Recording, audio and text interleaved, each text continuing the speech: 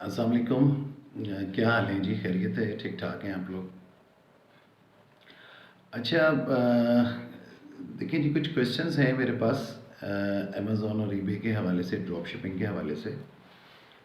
Amazon to eBay drop shipping में एक question आता है, मोस्टली मोस्ट कॉमन क्वेश्चन है कि हम जब अमेज़ॉन से शिप करते हैं क्लाइंट को, तो पैकिंग जो जाती है वो अमेज़ॉन की जाती है। तो क्या हमारा क्लाइंट जो है वो हमसे क्वेश्चन नहीं करता, उसके ऊपर हमें प्रॉब्लम नहीं करेगा? क्योंकि शुरू शुरू में ड्रॉप शिपिंग के ऊपर, आज से 2-3 साल पहले, ड्रॉप शिपिंग में जब अमेज़ॉन की पैकिंग जाया करती थी, तो वो डेफिनेटली एक प्रॉब्लम क्रिएट हो जाता था उस वक्त जो है ना, वो तो वहाँ पे क्लाइंट जो है वो कंप्लेंट कर दिया करता था। तो उसके बाद ये है कि कुछ ईबे ने अपनी पॉलिसीज़ चेंज की। अ, फिर ये हुआ कि अमेज़ॉन से पैकिंग मोस्टली उनको कंसर्न नहीं होता। उन्हें सिर्फ उस प्रोडक्ट से कंसर्न होता है कि जो उन्होंने बाई किया है। अगर प्रोडक्ट अच्छा है तो क्लाइंट जो है वो आपको अच्छा फीडबैक दे देगा, और वो मैटर नहीं करता कि वो आपने कहाँ से बाई किया है, अमेज़ॉन से किया है या किसी भी थर्ड पार्टी से आपने बाई करके उसकी पैकिंग में भिजवाया है। तो ये कोई इशू नहीं होता, 95% इशू नहीं होता।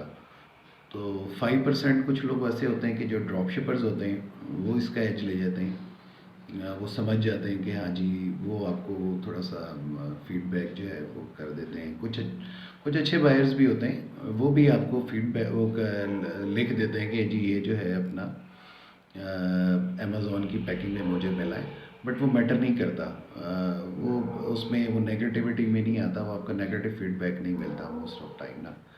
तो आप कह लें कि 1% ऐसा होता है कि जो कुछ बहुत ज़्यादा जो है ना टची हो जाते हैं लोग ना, वो आपको फिर उसके ऊपर जो है वो फीडबैक उसका नेगेटिव दे देते हैं। अदरवाइज़ आप उसको रिमूव भी करा सकते हैं, फिर उसको कह के कि जी हम इसको, हमने आपके लिए इसको सोर्स किया है, स्पेशली आपके लिए सोर्स किया है।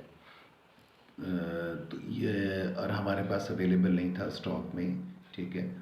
तो ये हमारा ईबे के ऊपर भी सेलिंग अकाउंट है, हमने वहाँ से आपको सेंड किया है। कोई भी आप रीज़न जो है उस पर रीज़नेबल सी रीज़न बना के, और आप उसको इशू को रेक्टिफाई कर सकते हैं।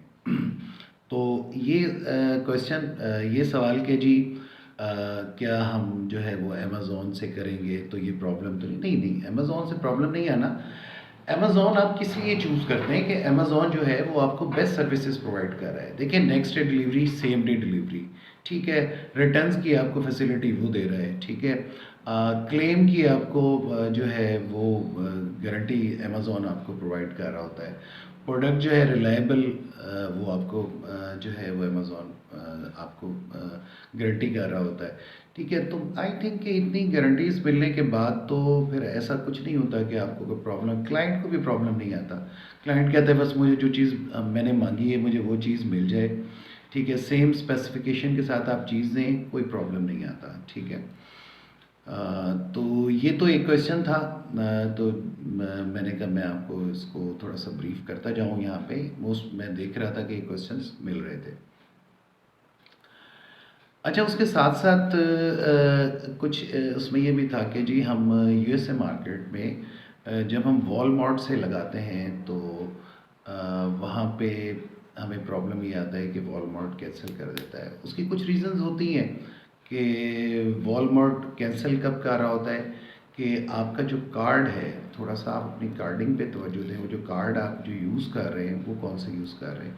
जो प्योनीर का कार्ड लगा रहे हैं तो आई थिंक उस पर प्रॉब्लम नहीं आ रहा, बट अदर देन जो दूसरे कार्ड्स हैं उस पर कभी कभी प्रॉब्लम्स आ जाते हैं उसमें ना, वॉलमार्ट के ऊपर। अदरवाइज़ फिर उसका सिंपल सोल्यूशन ये है कि वॉलमार्ट के अलावा आप किसी दूसरे सोर्स से भी कर लें, क्योंकि सैम्स क्लब या वॉलमार्ट, कॉस्टको यूएस में, उसमें ये होता है कि वो थोड़ा सा आपको चीपर मिल जाती हैं चीज़ें, ठीक है, अदर देन अमेज़ॉन। तो यूएस मार्केट में स्पेशली अमेज़ॉन पे हंटिंग जो है वो थोड़ा सा टाइम लेती है आपका। उसमें आपको थोड़ा सी मेहनत की ज़रूरत है, ठीक है, एज़ कम्पेयर टू यूके और अदर कंट्रीज़। जो है वो यूएस में कंपटीशन ज़्यादा है, बड़ी मार्केट है, तो उसमें लोग मोस्टली यही देख रहे होते हैं कि वो कोई सैम से कर लेते हैं, कोई वॉलमार्ट से कर लेते हैं, कॉस्टको से कर लेते हैं, अदर सप्लायर्स बहुत ज़्यादा हैं, तो वो उनको एज मिल जाता है। तो यूएस मार्केट थोड़ी सी आपको हंटिंग पे मेहनत करनी पड़ेगी, बट ये कि वो हंटिंग के बाद आपको उसका एज जो है वो अल्हम्दुलिल्लाह वो आपको ज़्यादा अच्छा मिल सकता है। बड़ी मार्केट है, प्रॉफिट मार्जिन अच्छा है, यूएस मार्केट में भी देता है। अगर आपकी प्रोडक्ट सिलेक्शन अच्छी है तो यूएस में आपका प्रॉफिट मार्जिन अच्छा होता है। उसमें वहाँ जो हम 10% या 15% पे काम कर रहे होते हैं, तो यूएस में आप उससे ज़्यादा ले सकते हैं। वो आपकी प्रोडक्ट सिलेक्शन पे आ जाता है। तो अच्छा, इसके अलावा जी, एक बड़ा ही कॉमन क्वेश्चन है कि कॉमन तो नहीं, बस बट जो लोग जो हैं इस पे काम कर रहे हैं उनको प्रॉब्लम ये आ रही है, वो ये है कि बायर्स रिटर्न जो है वो हम एक्सेप्ट करें या ना करें। तो बायर ने जो है ना रिटर्न जो है वो वहाँ पे ईबे पे जो है अप्लाई कर दी है, तो अब हम उसको एक्सेप्ट करें या ना करें। देखें, बात ये है कि ईबे आपको बार बार यही कह रहा होता है, अक्सर आप देखते हैं तो वो कहते हैं कि बायर की आप रिक्वेस्ट को एक्सेप्ट करें। अगर आपके पास देखें, वो तो आपने लाजमी जब आपने उसको रिटर्न ऑप्शन दी है 30 डेज़ की, 60 डेज़ की, 90 डेज़ की, तो इन टाइम अगर वो आपको जो है वो बेशक एक दिन पहले ही कर दे टाइम से, तो वो आपको एक्सेप्ट करनी पड़ेगी, ठीक है। अगर आप एक्सेप्ट नहीं करेंगे तो ईबे उसको खुद पे कर देगा, ठीक है, और डेफिनेटली वो आपके ही अकाउंट से उसको चार्ज कर लेगा। तो और उस पे फिर आपके जो है वो ये समझ लें कि आपको अल्टीमेट जो है वो रिटर्न एक्सेप्ट करनी पड़ती है, ठीक है। आप ये बस समझ लें कि आपने वो एक्सेप्ट करनी है और जो है वो अपने क्लाइंट को रिफंड कर देना है। अच्छा, अब इसके साथ साथ कुछ चीज़ें, एक और चीज़, एक क्वेश्चन था कि ईबे बिजनेस जो है वो बेटर है या ईबे इंडिविजुअल अकाउंट। तो मैं इसका पहले भी एक वीडियो में ज़िक्र कर चुका हूँ कि eBay business is better than individual, ठीक है। तो ईबे बिजनेस अकाउंट जो होता है वो बेटर होता है तो इंडिविजुअल से, ठीक है। इंडिविजुअल भी बेटर है अगर आपने एक जो है लो बजट में काम करना है और लिमिटेड काम करना है, तो आप फिर इंडिविजुअल पे जाएं, कोई इशू नहीं है। आपने स्टार्टिंग करनी है, आपने स्टार्ट करना है, आप इंडिविजुअल से स्टार्ट करें, ठीक है, then go for the business. And next एक मैं देख रहा था क्वेश्चन, प्योनीर वेरिफिकेशन कितने टाइम में। देखिए, प्योनीर की वेरिफिकेशन आप पाकिस्तानी अकाउंट के ऊपर जब आप प्योनीर को वेरीफाई कराने जा रहे होते हैं, तो प्योनीर की वेरिफिकेशन के लिए आपको एक काम करना चाहिए कि आपको डायरेक्ट सेलिंग पे आप जाके जब प्रोडक्ट को सेल करने के लिए लिस्ट कर रहे होते हैं, तो आप वहाँ से जब इसको लगाते हैं वो आपसे प्योनीर अकाउंट मांगता है। मोस्टली मोस्ट ऑफ पीपल ये करते हैं कि जो है वो वहीं से अपना अकाउंट तो बनाते हैं, ठीक है, और उस अकाउंट को बनाने के वो फ़ौरन बात समझते हैं, क्योंकि ईबे ने उसको अप्रूव करने में टाइम लगाना है, तो वो समझते हैं कि जो है ना फौरी तौर पे अकाउंट हमारा बन जाएगा, तो और मेरी प्रोडक्ट जो है ना वो ऑन एयर हो जाएगी। नहीं, ऐसा नहीं है। उसमें आपको जो है वो अप्रॉक्स 3-4 दिन ले लेता है इसमें। लेकिन रिकमेंडेड यही है कि आप पहले प्योनीर का अकाउंट बना लें, अकाउंट बना लें, वेरीफाई करा लें, उसको वेरीफाई कराने के बाद देन आप अटैच करें अपने अकाउंट के साथ, जब आप फर्स्ट लिस्टिंग जब करने लगते हैं, ठीक है, देन आप उसको लगाएं, तो इंशाल्लाह ये आपका फौरी तौर पे एक्सेप्ट करेगा, कोई आपको इशू नहीं आएगा इसके अंदर। तो बाकी ये कि इस क्वेश्चन के अलावा, अच्छा जी, रिफ़ंड के लिए बाज़ लोग क्लेम कर रहे होते हैं, वो कहते हैं कि जी रिफ़ंड जो है वो हमें जो है वो रिफ़ंड क्लाइंट जो है वो मांग लेता है मोस्टली केसेस में, ठीक है। हमारा आइटम भी डिलीवर हो जाता है, ठीक है, तो फिर भी वो जो है अमेज़न तो शो कर रहा होता है कि वो डिलीवरी अपने के मैंने दे दिया है, ठीक है, ये आइटम डिलीवर हो गया है, बट क्लाइंट जो होता है वो रिफ़ंड मांग लेता है।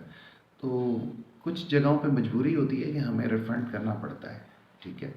तो आप वो एक्सेप्ट कर लें अपने क्लाइंट की ऑफ़र और अमेज़न से रिफ़ंड ले लें उसमें, बट इतने ज़्यादा रिफ़ंड ना लें अमेज़न से कि फिर बाद में आपको आपका जो बाइंग अकाउंट है वो सस्पेंड हो जाए। तो आप कोशिश करें कि पहले देखें, ठीक है, और क्लाइंट को आप उससे बातचीत करें, ठीक है। अगर वो आपको पता चल जाएगा कि हो सकता है कोई आगे ड्रॉप शिपर ही आपकी किस्मत में पड़ हो गया या मिल गया आपको, या आगे रियल जो है वो बायर है, तो मोस्टली रियल बायर्स जो होते हैं वो ऐसा ऐसा नहीं करते।